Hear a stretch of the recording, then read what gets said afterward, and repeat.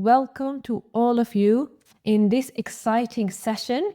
And we're going to learn all about how to raise children who listen, how to raise compliant children. Alhamdulillah, wassalatu wassalamu ala rasulillah. Allahumma allimna ma yanfa'una wanfa'na bima 'allamtana wa zidna ilman ya rabbal alameen. Oh Allah, teach us what would benefit us and help us benefit from what we learn and increase us in knowledge. Ameen ya rabbal alameen. Is it a good thing to have a child who is compliant, who is obedient, and who always listens to authority? What do you guys think? Some are saying not all the time, maybe only when they are kids. Okay. No, not always. Okay, so a lot of you think that it is not a good idea to have a compliant child. Now, the thing is, I know this way of thinking, and I used to have that kind of mindset as well, that because I want my children to be very strong personalities, because I want them to be very confident, it is a good idea to never say no to them or just redirect them to other things, and let's be very gentle with them. So then they are strong. They've got stronger personalities. And if you constantly keep saying no to them, if you're constantly just putting boundaries and rules and stuff like that, then they might have lower confidence and they might be very weak personalities.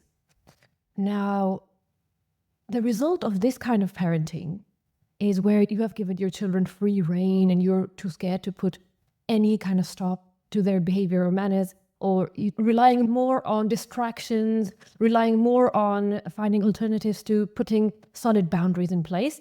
The direct result of that kind of parenting is that we get children who are extremely unsociable, who don't blend well with society because of their manners, because of how they speak to adults. Yes, they do learn to speak up their mind. They do learn to say what they think and to voice their opinions, but then sometimes they are rude and they don't know how to voice it properly. They're arguing about everything. So that makes them unsociable. That makes the adults in the society not wanting to correct them, not wanting to mentor them. And they really need that mentorship. And that also results in other children not wanting to play with them because of how aggressive and how strong they come across. So this kind of results in some unsociable tendencies in children. What is the solution then? To have children who are confident and at the same time agreeable and pleasant to be around. Now, the solution is to teach them morals and values along with structure and boundaries, right? So the solution is not to bend over backwards and be more gentle and more compliant. No, the solution is to have structure and boundaries, have gentleness, and also teach them values and teach them right from wrong and encourage them to speak up when they see wrong. So this is a motherhood tree. And I want you each to write one word about motherhood or parenting. Whenever you think of motherhood or parenting, what comes into your mind? Just write one word. All right, somebody said patience. Somebody said blessing. Somebody said joy. Role model. Wow, that's nice. An effort. Warmth. Help. Effort. Investment. Joy. Very tough job nowadays. Nourishment. Love. Yes, exactly. Nurturing. Yes. Amana. Investment. Barakallahu fikum. So this is our beautiful motherhood tree. And motherhood is like that. It is very diverse and it is tough and it is full of love. It is the most fulfilling thing you will ever do, but at the same time, it will be the most difficult thing you will ever do. Let me start with a case study. A very lovely friend of mine has 3 children, 2 boys and 1 girl. I went to visit her about 2 years earlier and I was mesmerized by her boys, 4 and 5 years old. They were so well-behaved and cooperative and friendly and well-mannered, and they were so advanced in their academics as well. They were listening to instruction, they were playing with my kids, and everybody was really happy. It was a very, very pleasant visit.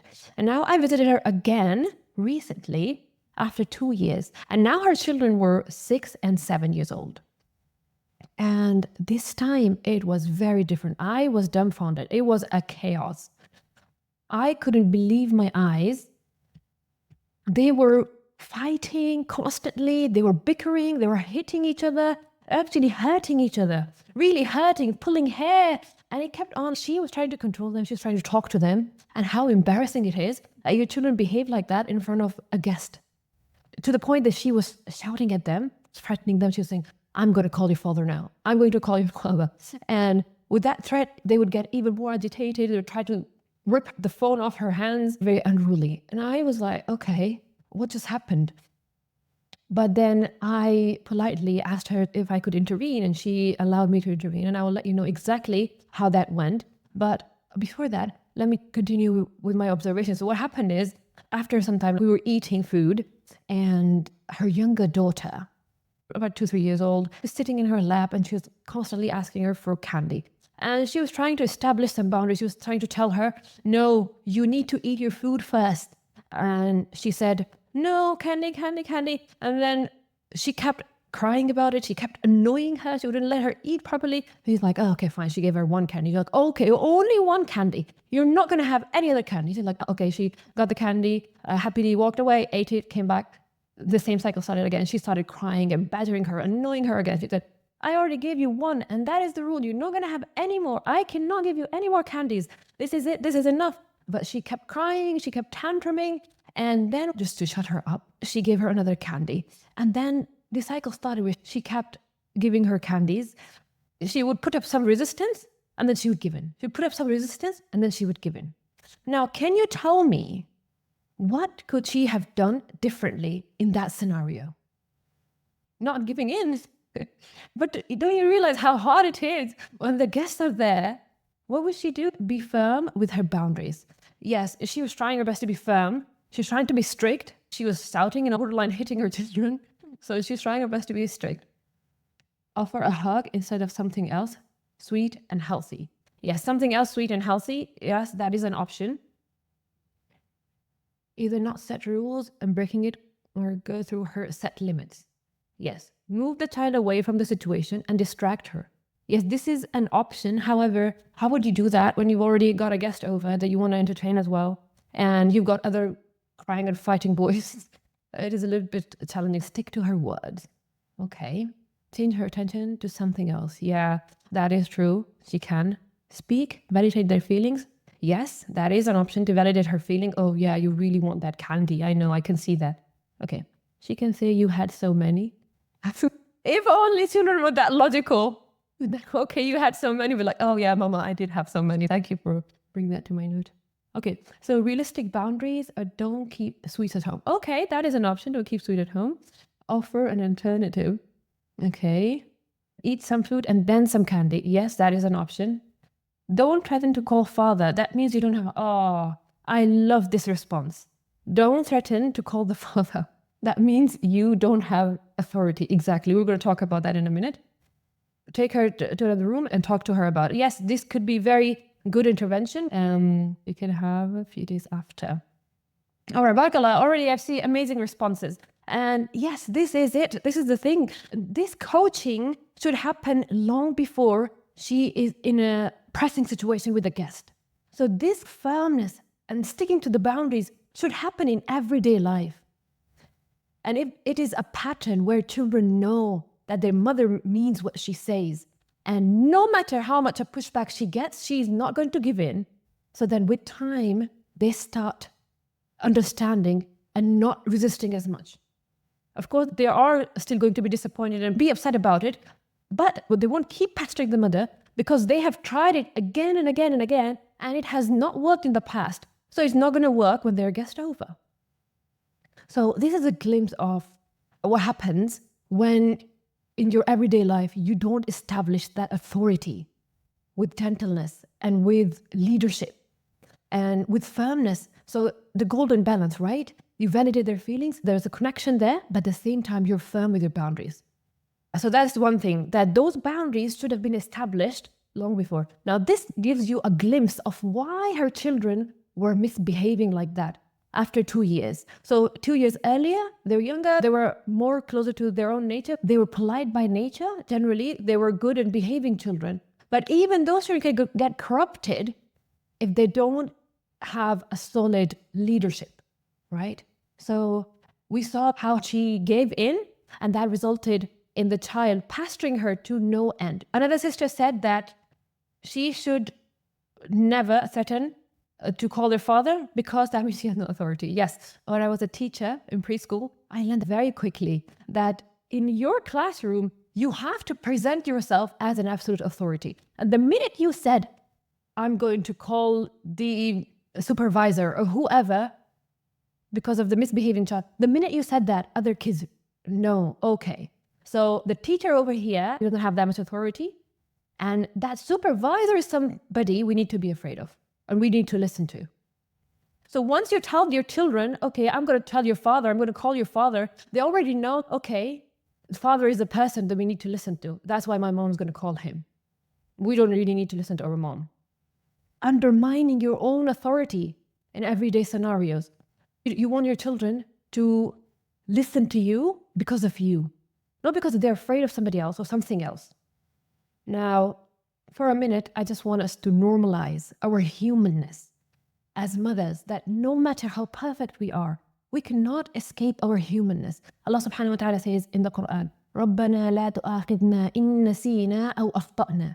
And oh Allah, don't hold us responsible if we forget something or if we make mistakes. And the Prophet ﷺ said that this is what's going to happen, inshallah. That our mistakes we're not going to be held responsible for if they were genuine mistakes, inshallah. So we parents, we do make mistakes in everyday life. And so we are not perfect. We can never be perfect. So let me send you this poll to see that all of you are in the same boat. That as parents, we have done these things. Okay. This is an anonymous poll. You don't have to worry about anybody recognizing you. So check all that apply this week or this month or today. As a mother, as a parent in your own household, there was mess on the floor, you stepped on a Lego, or you yelled at your kids, or you stayed in pajamas all day, you couldn't get yourself to be more structured and more on top of things, or you just had enough and you used screen time as a break, or you forgot and left laundry in the washer overnight, and then you started smelling the next day, or you had to bribe kids with treats or rewards. All right, I've got responses over here. About 53% have yelled this week. Okay.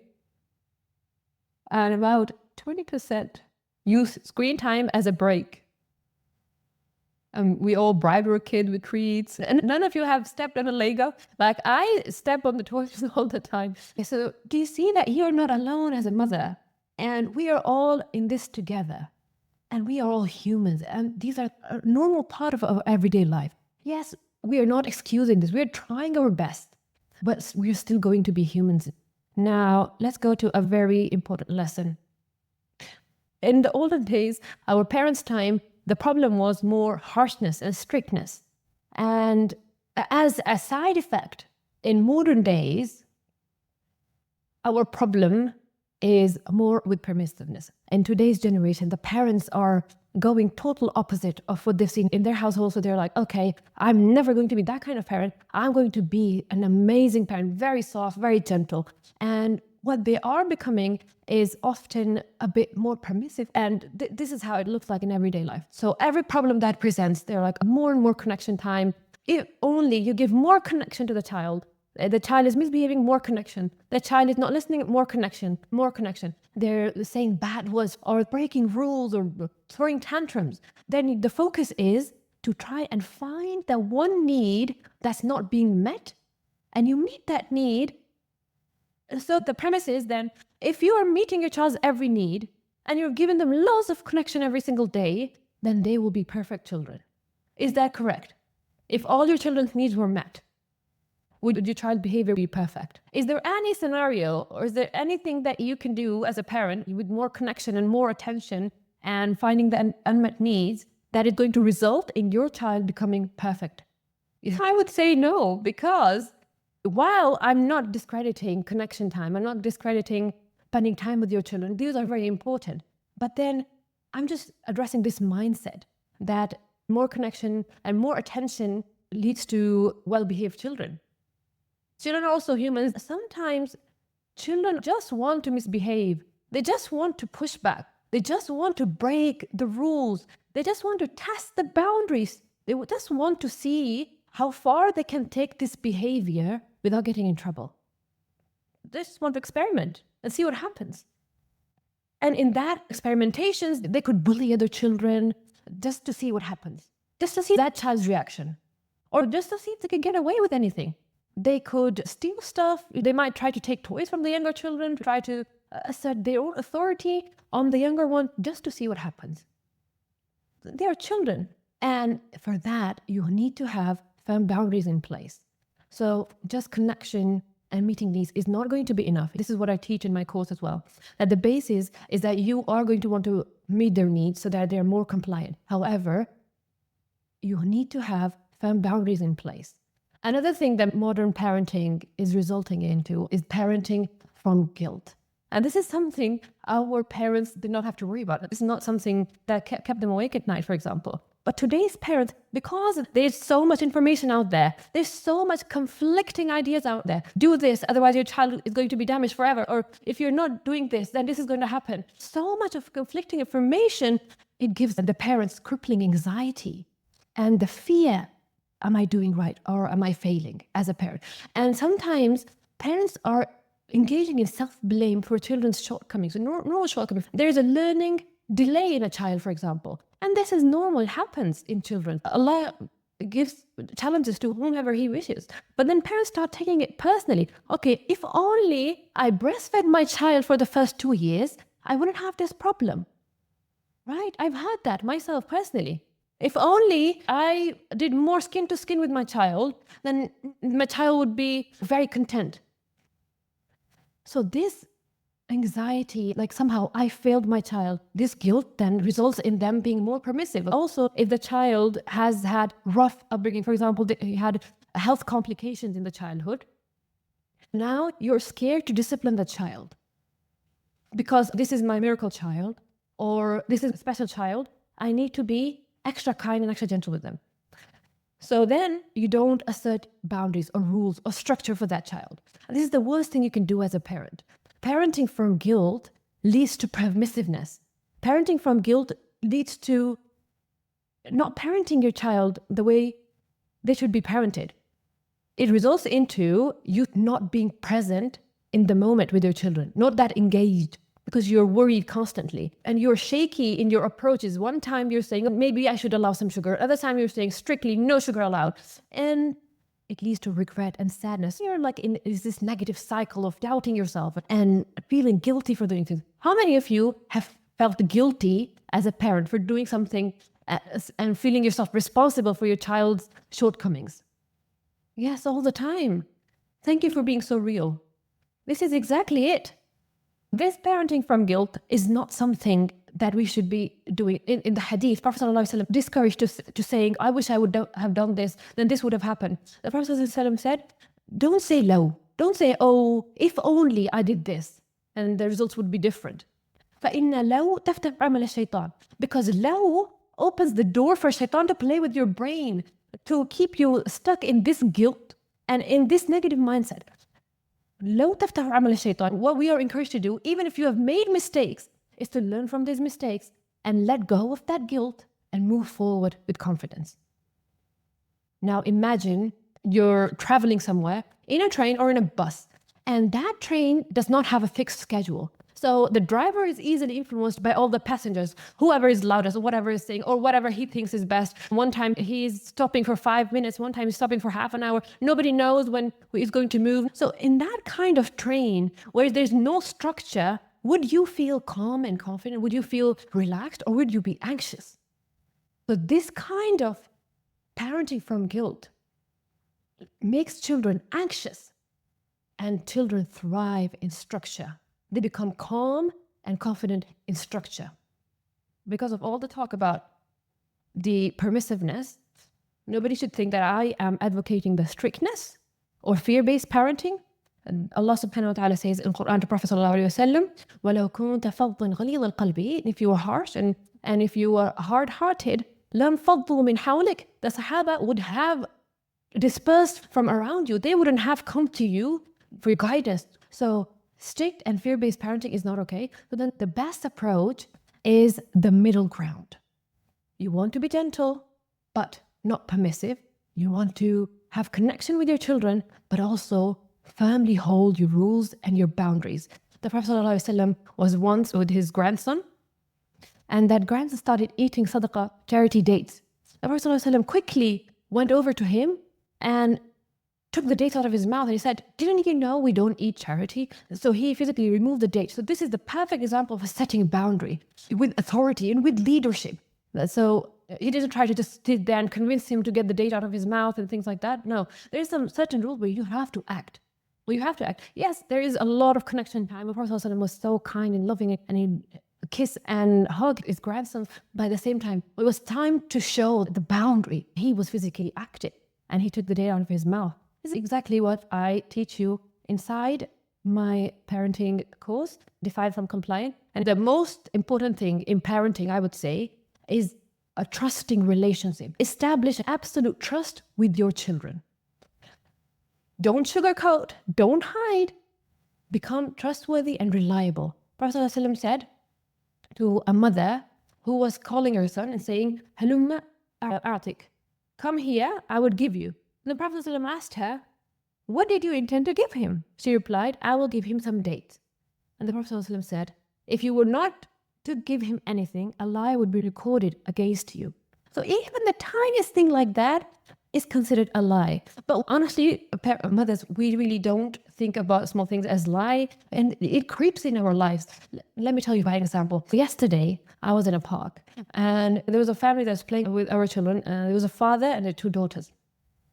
So the father was telling his daughters to leave. He said, "Okay, we played enough, let's go." And the daughter said, "No, we want to play more. So the father waited some time, and then he goes, "I am going home. If you don't come now, I'm going home now. I am going. Bye-bye, I'm going." And he pretended to walk away. No, we all know the father was not going to go home. And it is the simplest things like that destroy your trust with your children. And they destroy your authority. Because then children sometimes, they would try to test it a little bit more. And try to test it a little bit more. They would realize that their parents are never going to leave them. So don't say things that you don't mean. And sure enough, he walked away a little bit, and the daughters kept playing nonchalantly. And then after a while, the older one said, "Okay, let's get the shoes and see where Baba is." And sure enough, he was right around the corner. As soon as he saw, okay, they were coming to the shoes, he came to them and they went home. But then why would the daughters then not push the boundaries more and more next time? Let me ask you, what would have been a bit better approach if the daughters were completely refusing to go? How would the father then establish the boundary? Inform them 10 minutes before? Wow, you guys have such beautiful answers.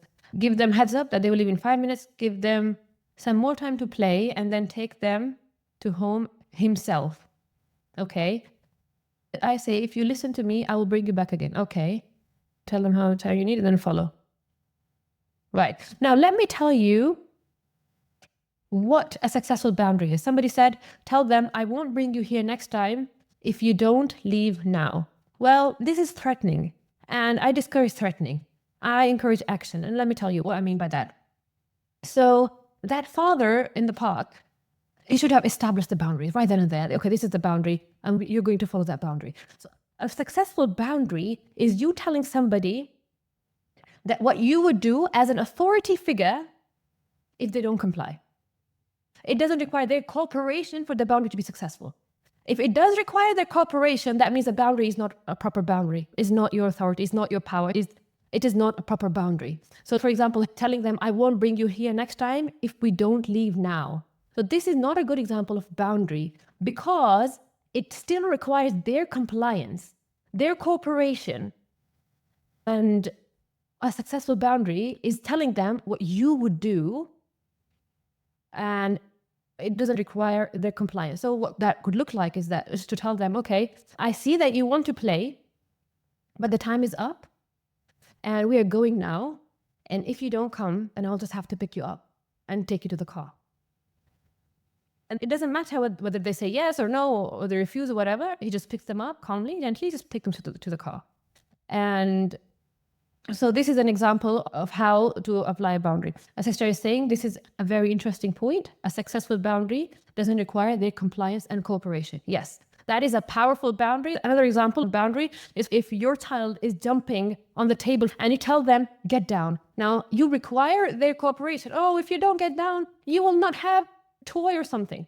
Now, that is threatening. It still requires their cooperation. And actually, it is not fair to them because they're showing you that they are not able to do that because their self-control is not that strong. They're impulsive. So they're already showing you they're unable to follow that command. They're having so much fun. They're not able to do that. So then to expect them to cooperate and do that is not an age-appropriate expectation. So what you need to do is to tell them, if you don't listen now, I'll just come here myself and pick you up and put you down on the floor. And children don't like that. Children don't like to be forced like that, to have a grown-up assert their authority on them. So they just comply. This is a strong boundary where you tell them what you are going to do and it doesn't require their cooperation. So then you establish a successful boundary. They know exactly what would happen if they don't follow. My sister is saying if the child is bigger, picking up the child all the way to car is now a punishment to the father. Yes, and I agree with that. That's why the golden time to establish all sorts of boundaries, establish your authority, and the way children are going to behave when they are grown-ups is to start establishing these things in their childhood. I agree that it's going to be a little bit harder. He could tell them, okay, I'll just pick you by the hand and drag you to the car.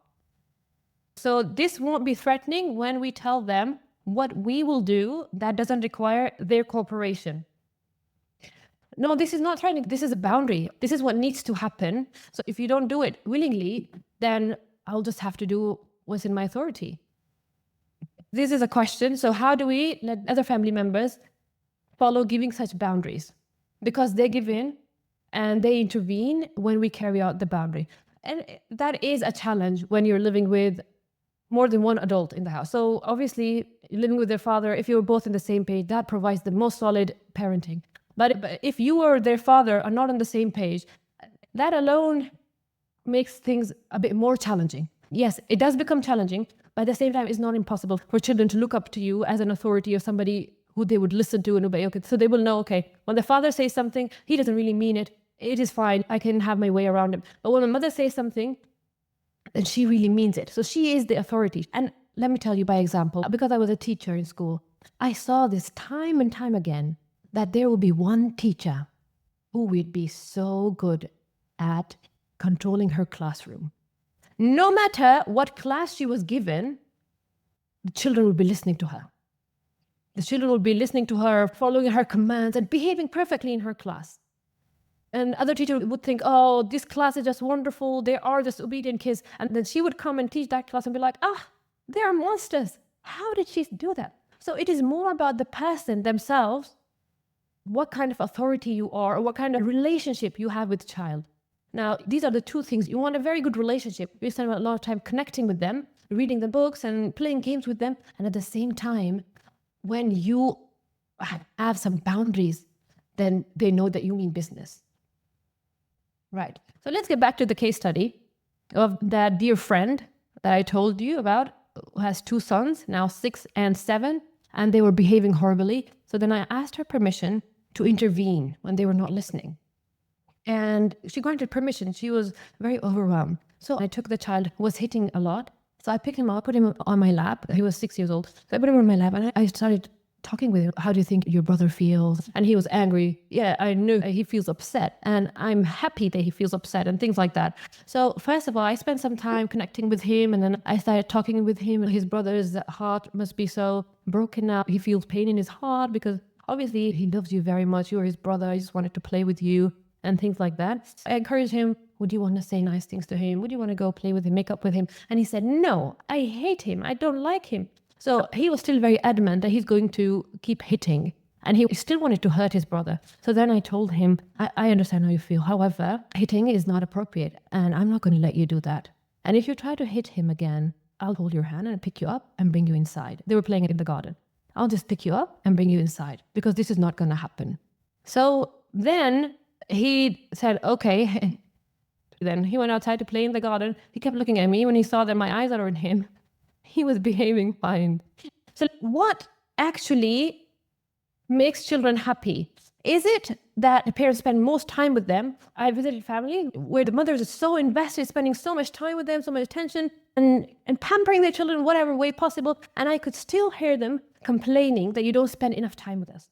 So then this is not the problem of how much time you're spending with your child. It's more of a problem of what mindset you're instilling in your children. So starting from age of 3, you need to start instilling some important mindset that is going to make sure that they are going to live a happy life later on. These mindsets are going to serve them so well in their lives. And the first attitude is the attitude of gratitude, where they think that they do have enough and they are grateful for what they have. And so this takes care of all the bickering and all the... I don't really like this toy because it's not this color, or it's not a special brand that I wanted, or a special superhero that I wanted. So instill in them attitude of gratitude. If you are grateful, then Allah will give you more. And the number 2 attitude I said that is very important to instill in your children is the attitude of helping. Instead of thinking, how can I get more from my parents? Instead of this entitlement, what's the next best thing I can get? What's the next toy that I can get? Or how can I have more fun? They need to be thinking about, what can I offer? How can I help? This is what is going to serve them well in life, inshallah. And as a family, it's going to be very good for you. For example, if the mother is working in the kitchen, instead of child thinking, oh, my mom is not giving me enough time or attention, she's not spending time with me, she's in the kitchen, or she is cleaning and have no time for me. Instead of thinking that, the attitude would be that, how can I help my mom? So they'll start helping you as well. This is the attitude that they should be having. What can I do to help? What do I have to offer? Little children are notorious for being very self-centered, for being a little bit narcissistic. And it is good for them while they're babies. But it's not good for them when they grow older. They should start thinking about other people as well. So for example, if mother is spending time with one child, instead of other children thinking, oh, my mom doesn't spend time with me, they're thinking, okay, it is amazing that my mom is spending time with my brother. I will have a turn as well at some point. Right now is their time. So what can I do to facilitate that? What can I do to facilitate it? Maybe I can play with my younger siblings so they don't bother my mom and my brother's special time, right? So this is the mindset of doing, of helping, of giving. That is the opposite of entitlement. Then the third most important mindset to instill in children, it is doing what's right. Doing what's right. This comes really handy when they're fighting, for example, when they don't want to do something. They are eating food and they're like, I don't want to eat vegetables. I don't like this particular food. Then we need to teach them, okay, feelings are there. We acknowledge the feelings, but we don't act based on feelings. We act based on what's right. So is it good for your body to have variety of food? This particular vegetable, is it good for your body? Yes, we don't force them to do everything that they want to do, but we encourage them. But I'm just talking about the mindset. So this should be their mind frame. Okay, I know I don't want to eat it, but is it good for me? For example, they don't want to give their brother's toy back or their sister's doll back. Yes, the feeling is there. Yes, I know you don't want to, but what's the right thing to do? So they're going to follow what's the right thing to do and not what their feelings tell them to do. They don't want to get up in the morning, they don't want to make their bread, and then later on, they don't want to pray, for example. Yes, we acknowledge the feeling, it is there. Yes, we want them to want those right things. But then sometimes this is not enough. This mindset is what will get them through the difficult times. So these 3 are most important attitudes for children, most important things to raise a happy child, inshallah, bi'idhnillah, is to have the attitude of gratitude. And how can I help mindset versus the entitled mindset and the mindset of doing what's right. My sister is saying, I always tell them, if I did only what I wanted, we all starve. Isn't that the truth? Isn't that right? Exactly. That's the thing. And I know nobody wants to clean those dirty floors and mop them and do everything like that, but we do what's right. And when we start doing the thing, even when we're dreading it initially, then it starts getting easier. Is it correct to ask them, do this so I give you that.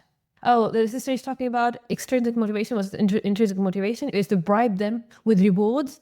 And yeah, it's basically bribery. So I would discourage that. I would say that they should be doing the right thing regardless of whether there is reward or not. So if they're very dependent on the reward, then they might not do the right thing when the reward is not there. So rather than that, I would focus more on instilling this mindset in them, doing what's right, having these chats with them, talking to them about it, just like the sister said, that even mama doesn't want to do certain things, but I do them regardless because this is what we need to do. This is what's right. I tell my children, sometimes I don't feel like cooking, shall I let you go hungry here? Yes, exactly. All these parenting tools and how to raise compliant children with structure, with boundaries, is all I teach in my parenting course, Defiant to Compliant. And it's got 4 modules. And it's not just talk. I give you practical tools, practical activities to do to build that connection with your child, to build that structure. I tell you step by step how to build that structure and how exactly to give the consequence to your child without breaking them, without breaking their confidence, without having to be harsh or strict with them. We can do everything with gentleness and with firmness. And once you feel the authority as a mother, you won't feel overwhelmed. Hence, you won't have that much need of screaming and shouting, because the screaming and shouting happens when you're so frustrated, when you feel helpless. So when you have the important tools that you can apply in those situations, that you feel in authority, in control, then you feel much calmer. An example of that, you know how I said that is crucial, that you have the absolute reliability with your children. It is so important, because if the children don't rely on you, then they're going to find a source that they do rely on. For example, if they came with you with an embarrassing question about where babies come from, and then you start making up stories, then later on when they're going to learn that this is not how babies come from, you are not a reliable person anymore to them. So then even when they need some crucial information, they're not going to come to you. They're going to find other sources. And that sources might teach them horrible things that they don't need to learn. So you are the person that they need to believe that, okay, my mom is never going to lie to me. Never going to sugarcoat. One day I was giving my son balloons, and my son really wanted a particular color balloon. He is very particular about his colors. So while everybody else was happy, and I really just wanted to get on with my life, give him a balloon and go. However, he just wanted that particular color. I said, no, sorry, I can't give you that color. He goes, why, mama? Is the orange balloon finished? Is it not there anymore? I was so tempted to say, yes, it's finished. It's not here anymore. But I knew it is these tiny things, they're crucial for reliability. The Prophet ﷺ hadith came to my mind that even the tiniest thing, that if you had not given him date, it would have been a lie. So even though I wanted to say, oh, I can't see it, I don't have it, I dug roots a bit deeper and did produce that color balloon for him. So the reliability is crucial. And if it's broken, then you know that a simple game of hide and seek, for example, is very good to build that trust back, because when your child is hiding and you are looking for them, then they know that every single time you are going to come for them. So then they start trusting you that you're going to come to them. The more you play those games with them, they're hiding, you're never going to leave them hanging. You are always going to go find them. Then they trust, okay, my mom is going to be there for me. Those kind of simple things builds reliability, builds trust. And I give you all these tools in my parenting course, Defiant to Compliant. And inshallah, I will send the link in the group as well. And I know that you're going to love it, inshallah. And I have an exciting news. For the first 5 to join, you are going to have a free 1-on-1 45-minute parenting consultation session where you can discuss any problem you want with me. And you even get customized coaching for the first 5 to enroll. And the next 10 to enroll, you will have one help in the moment, WhatsApp support, where you can shout out for help. You're feeling very frustrated in the moment. There's so much tantrum going on, so much horribleness going on. And I guide you step by step on how to take control calmly and lead your family out of that chaos. So those are my special gifts, only for the first 5 and for the first 10 who are enrolling. And I am so excited to, inshallah, welcome you on board in my parenting course. And we're going to walk this path together, me and you, inshallah. All right. Now, the closing thought. you are going to find so much conflicting parenting information in the world.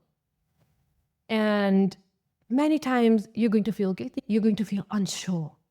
I want you as a parent to feel confident in your parenting, in your authority, and in your child, because you are the expert on your child. Allah subhanahu wa ta'ala says in the Quran, الَّذِينَ آتَيْنَاهُمُ الْكِتَابَ يَعْرِفُونَهُ كَمَا يَعْرِفُونَ أَبْنَاءَهُم. Those to whom we have given the scripture recognize him as they recognize their own children. So recognizing, يعرفونه, knowing. So knowing one's own children is the example Allah subhanahu wa ta'ala gave to indicate to you how well a person knows their own children.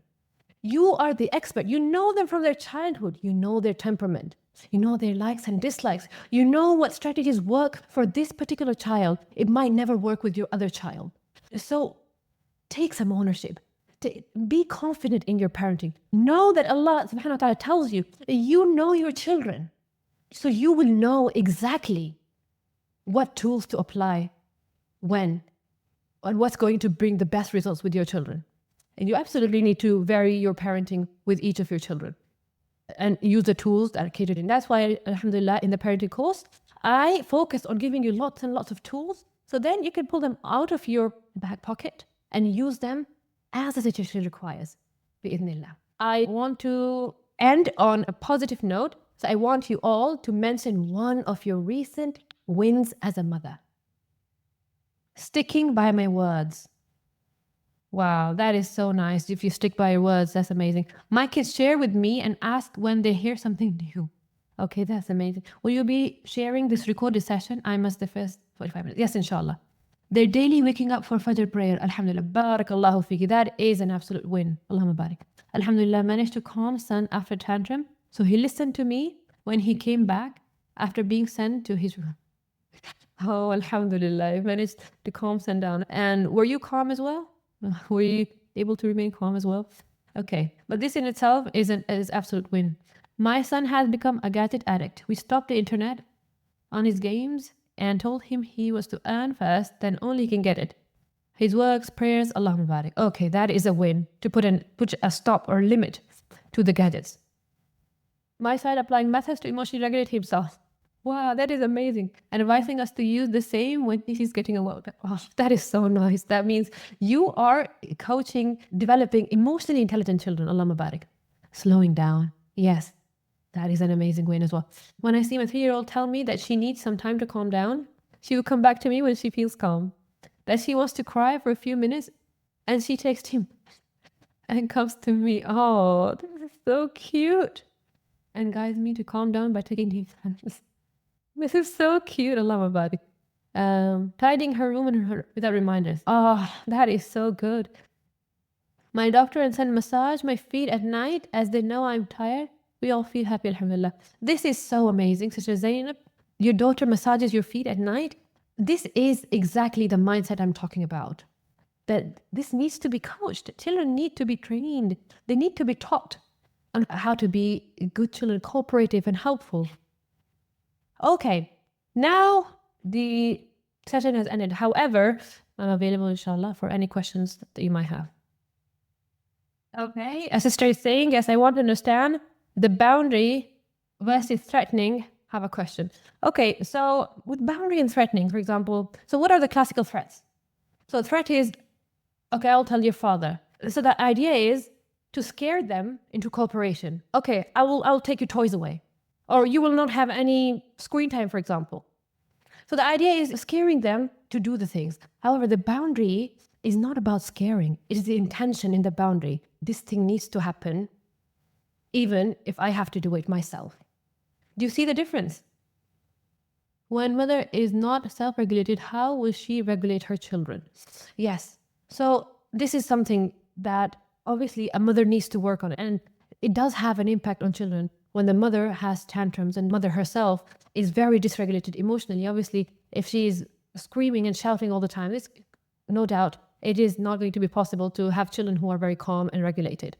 So for that reason, the mother does need to learn some strategies, some tools, and needs to find out why is she so dysregulated, and inshallah, treat herself as well. A lot of parenting starts from parenting yourself first. There's no easy way around it. Yes, you do have to change yourself. You do have to learn tools. You do have to learn techniques. You apply it on yourself first, and then you apply it on your children.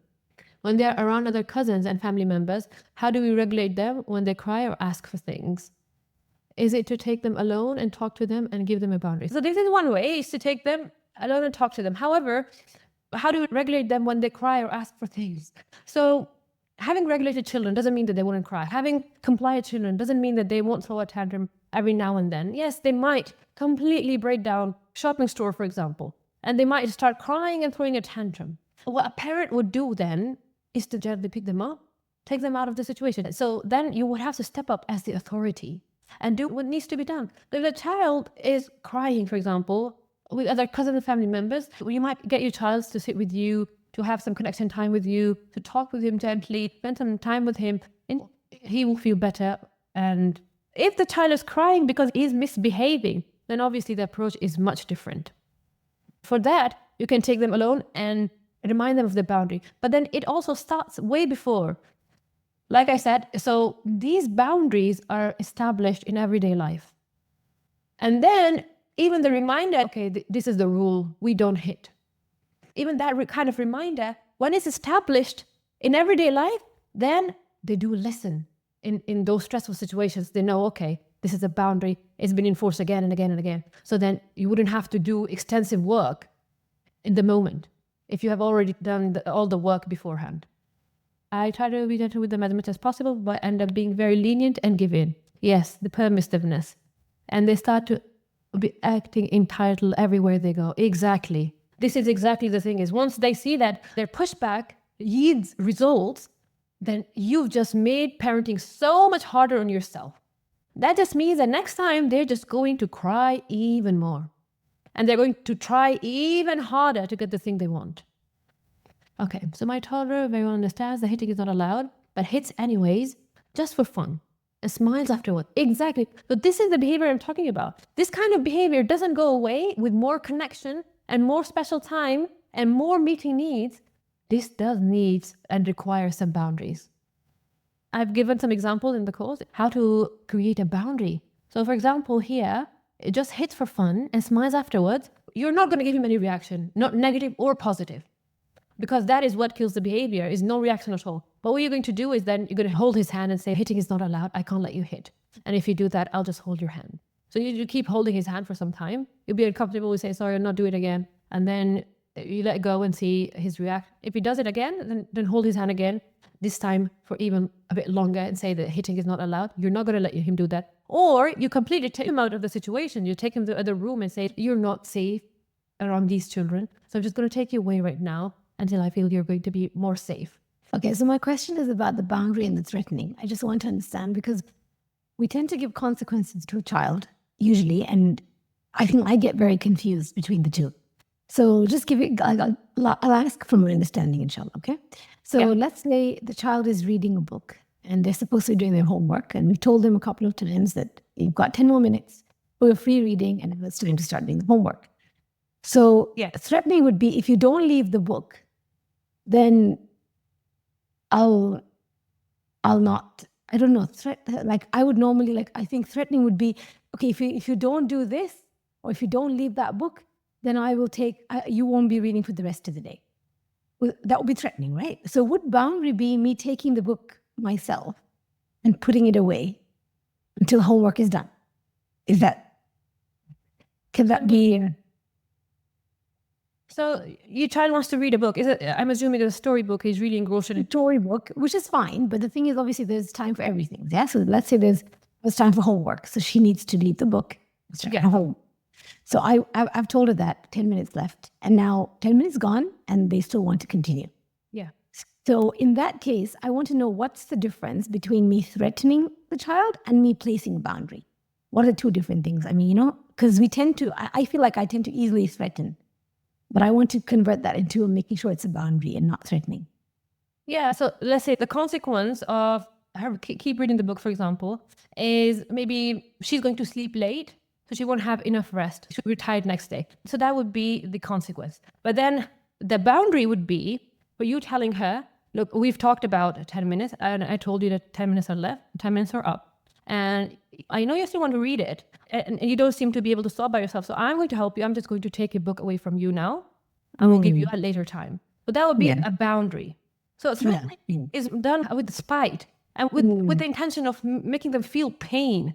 It's not with the intention of helping. So would be like, okay, I'll just take the book away from you. Never gonna see the book again. How could you? Yeah. I understand. Yeah, Jazakallah. I know it makes a big difference because I think it's a very small line, but then, and if we find the difference between that, it makes a huge difference. When it is. Yes. SubhanAllah. Jazakallah khair. Barakallah feek. Can I ask the question? Yes, Ukhti, go ahead. Sometimes when kids are throwing a tantrum or continues to cry, leaving them to resolve kind of on their own and not intervening, because sometimes when their family's around or we're in a gathering, we going and talking to them makes them cry more, or they could try to go to somebody else for help and who usually would give in. So what do you think about ignoring their crying, just giving them some time? Is that a good technique to let them For example, so why is the child crying then? Is it just a tantrum, unreasonable crying? Or is it the genuine reason, like they're genuinely hurt by somebody doing something nasty to them? Just something like wanting a toy and wanting not to share, something like that. Honestly, sister, let me tell you something. So children, when they are crying, it is often in these moments when whoever attends to them, they feel the safest and they trust the most. Let me give you an example. For example, do you know that an infant, when they cry for their mother, for example, their nappies are dirty or they want food, and then the mother quickly comes. So they learn that this is the person for me whenever I need anything. So this is the safe person for me. This is the person that I want to be around. And then if that mother was not that present, and father is the one who was the one doing all these things, or when the child is crying, auntie is the one quickly coming to them, the child develops the strongest bond with the auntie or the father, not the mother. So it is the person who is there for them when they need them. That's the person they are going to be listening to, have a stronger bond to. So if they were crying for a toy, for example, you don't have to ignore. You can do some connection. So if it's just tantrum, then I would say, oh yeah, okay, tantrum, maybe a little bit of ignoring is a good idea. But if not a tantrum, like he's genuinely sad, he doesn't have a toy, you just say with him, oh, I know you really wanted the toy. I know, but this is the rule. Yeah, and I know it is hard for you in the moment. It will get better. So just talking to them gently and being there for them, getting them through the hard time, it is going to pay off so well for you in the future, inshallah. Just to clarify, what's the difference between a tantrum and wanting something? So tantrum is totally unreasonable. So tantrum is not listening to anything, just crying and screaming, completely unreasonable. You've talked to them kindly, nicely, you've tried to hug them. And the more you do, the more angry, the more they cry and the more they flail on their arms. So then that kind of tantrum that is growing with the tension, that kind of out of control crying is what a tantrum is. And sometimes if you give it more attention, it keeps getting worse and worse. This kind of tantrum, okay, a little bit ignoring is a good idea. Sometimes you just have to leave them to cool down and not give in. So that is a tantrum. And then the normal crying is, okay, somebody took their toy away or somebody hit them or they fell on the floor or something like that. Then ignoring them is not a good idea because they're genuinely hurt. They're genuinely sad. So then, and they really need you when they have emotional need, then it's a good idea for you to be there for them, inshallah. Sister is saying, exactly, I feel my eyes finally open today on this matter. Okay. Barakallahu feekum for joining. I really had fun talking to you today, and I love teaching and coaching. Allahumma barik, alhamdulillah. Jazakumullah khair for being part of it, and love feekum. Assalamualaikum, Omar. If you don't mind, I asked a question, but maybe you missed it in the chat. Do you mind if we could quickly just have a little solution to it, if it's possible? Okay, all right then. Let's just take one last question. Yeah, Jazakallah khair, we appreciate it. Because I actually took your course, mashallah, it's been so helpful. I'm just trying to catch up with the assignments, inshallah. I'm sure they'll help me further, inshallah. Yeah, so a lot of the tools I've used, I've really found them helpful with the emotional regulation with my son. There's just one issue that is just still a struggle for me to help him with, and it's that he just easily goes from 0 to 10 emotionally like crying, shouting, like when like with simple situations, like for example his little sister taking a toy off him, like his toy, and I keep explaining to him like, you know, ask her nicely, and then if she doesn't return it back and she's trying to provoke you, then you can go and take it off her. Even if she screams and shouts, that's fine, but don't shout and scream. You're a big boy, you know, you don't need to cry, she's younger than you. And it's just, I keep like giving the tools and trying to help, and then when he's tired I'm like, okay, maybe go and take a break. But it's just like a daily occurrence. So do you have any quick advice or tools that I can implement to try and, because I just feel like it's going to become like a bad habit. And mashallah, he's like, you know, going on 6 years old and she's only 2.5. So it's kind of like worrying me that, you know, it's going to like be prone to bullying in the future. He's going to be like not knowing how to stand up for himself. So if you please have any quick advice, I'd really appreciate it. Right. Why are you worried he's going to be bullied though? Like being sensitive and crying a lot is one thing, but then being weak and not being able to stand up for themselves is something else. So why are you worried that your child But might I'm be just concerned like that he's not able to like stand his ground with his like 2.5 sisters. I'm like, this is your 2.5 sister. Like, if I go and deal with someone like your own age or older than you, like. Oh, I see. Yeah, so for that kind of scenario, yes, a lot of work needs to be done with your 6 years old. You need to toughen him up a little bit. You need to give him tools to stand up for yourself, give him vocabulary, give him scenarios. You have to role play scenarios. You have to. The reason he cries and the reason he throws a tantrum is because he feels helpless. He feels like he can't deal with the situation. So, for example, if an older child is upset about something that the younger one does, so I'm like, what a shame. Okay, he did that to you. I wonder what you're going to do. I wonder. So I wonder is your best friend. To get him thinking, okay, I wonder how you're going to deal with the situation. Oh, it looks like a difficult situation that you're in right now. And how are you going to deal with this situation? So if in the moment he is so emotional to think about anything, then this work needs to be done ahead of time. Sitting with him, you need to be talking with him, role-playing stuff. You need to, for example, have a solution board, make a solution board with him where you draw a scenario that's happening where somebody is coming and taking the stuff away from one child and ask him for solutions. Okay, what can this person do? And then he would find solutions and then draw it on the board. It doesn't have to be good drawing. Just simplistic drawing where some simple labeling sounds sad. This one, he took away the toy so that you make a solution board together. And then next time he's coming to you about a situation, you just say, we made a solution board for that. What does the solution board say? Come, let's go check the solution board. And then you say, okay, what solution do you want to apply in this scenario, for example? So this kind of coaching needs to happen. So inshallah, once he feels that he is able to now deal with the situation, he knows what to do in the situation, inshallah, he will cry less. But then another thing that needs to happen is toughening him up, right? So for that, I get 3 containers and I get 3 balls, different sizes, small container, small ball, and medium container, medium ball, and big container and big ball. So then I say to my child, the container is problems. When you have a small ball in a small container, a small ball that happens to you, which ball would fit in that? Would the biggest ball fit in a small container? You'll say no, and he would help you. No, the small ball goes in the small container, medium ball goes in the medium container, and the big ball goes in the biggest container. Then we say, okay, the ball is your reaction. When a small situation happens where nobody is injured, that kind of thing, then is it a good idea to have the biggest ball or the biggest reaction for that small problem? So does the big ball fit in a small container? We're like, no, it looks so funny, it doesn't fit. This is how you teach them. So the small situation needs a small reaction, which is you can say, I'm hurt. Oh no, I feel sad. But this is a small reaction. Then the medium problem is where you might have gotten hurt, you might be bleeding, or you're faced with a very big person. You can't deal with him alone and doing horrible things to you. Then you need to have a medium reaction, which you cover your mama or you bite and kick. You have to describe what that reaction looks like for you. And the biggest ball and the biggest container is the biggest horrible thing that happened. Maybe somebody is trying to steal you, for example, kidnap you. Then you have the biggest reaction in the world. You scream the loudest, you kick the hardest, You show them the representation. And then in the meantime, when your child is crying, having a tantrum because of the small baby taking things away from him, then you need to ask them, okay, is this a small problem? Or is it a medium problem? Or is it a big problem? Right? And you have already told him what the big problem looks like. So then you would be like, it is a small problem.